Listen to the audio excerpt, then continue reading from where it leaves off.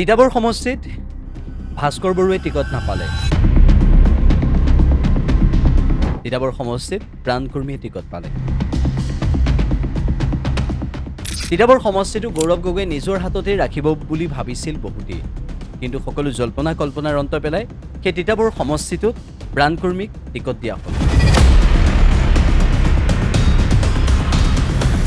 প্ৰাণকৰ্মীয়ে 1991 চনৰ পৰা কংগ্ৰেছ কৰিছোঁ বুলি মন্তব্য কৰিলে। এতিয়া বিষয় হৈছে এইটো, যিটো সময়ত সেই সমষ্টিটোত ভাস্কৰ বৰুৱাৰ প্ৰাসংগিকতা আছিল, সেই সমষ্টিটোত প্ৰাণকৰ্মীৰ দৰে এগৰাকী নেতাক প্ৰক্ষেপ কৰা হ'ল বিজেপিৰ ধীৰাজ গোৱালাৰ বিৰুদ্ধে। প্ৰাক্তন মুখ্যমন্ত্ৰী প্ৰয়াত তৰুণ গগৈদেৱৰ সপোনৰ সমষ্টি আছিল তিতাবৰ, যিটো সমষ্টিক লৈ অসমৰ প্ৰতিটো প্ৰান্তৰ লোকৰ দৃষ্টি থাকে।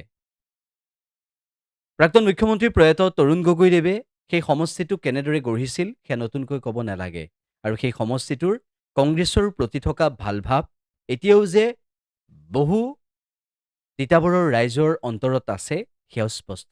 আমি উল্লেখ কৰিব বিচাৰিছোঁ, সেই তিতাবৰ সমষ্টিটো যদি গৌৰৱ গগৈয়ে ধৰি ৰাখিব নোৱাৰে, তেনেহ'লে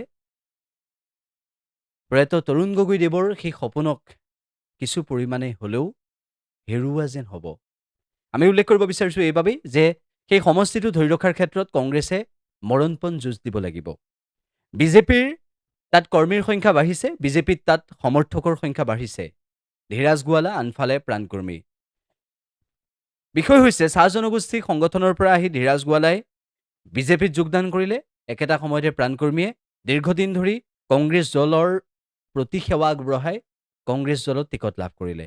গতিকে সেই সমষ্টিটোৰ ক্ষেত্ৰত সমষ্টিটোৰ ৰাইজে কাক বিশ্বাস কৰে, সমষ্টিটোৰ ৰাইজে কংগ্ৰেছক কিমান বিশ্বাস কৰে, সমষ্টিটোৰ উন্নয়নৰ দিশৰ পৰা চাই কাক বিশ্বাস কৰে, আৰু তিতাবৰত এটা সময়ত উন্নয়নৰ জাগৰণ সৃষ্টি কৰা প্ৰয়াত তৰুণ গগৈদেৱক তিতাবৰৰ ৰাইজে পাহৰি যাব পাৰিব জানো? এইবোৰ বিষয়ো সন্মুখলৈ আহিছে। তিতাবৰৰ সেই সন্মান গৌৰৱ গগৈয়ে কেনেদৰে কংগ্ৰেছৰ ক্ষেত্ৰত ধৰি ৰাখিব পাৰিব? 2021 চনৰ নিৰ্বাচনতো তিতাবৰ সমষ্টিটোক লৈ আলোচনা হৈছিল, চৰ্চা হৈছিল যে তিতাবৰ সমষ্টিটোত কংগ্ৰেছ জিকিবনে হাৰিব। তৰুণ গগৈদেৱৰ তাৰ কিছুদিন পূৰ্বে তৰুণ গগৈদেৱৰ মৃত্যু হোৱাৰ পিছত সেই সমষ্টিটোত কাক টিকট দিব, এনেধৰণৰ চৰ্চা যিটো সময়ত হৈছিল, হঠাৎ ভাস্কৰ বৰুৱাক টিকট প্ৰদান কৰা হ'ল।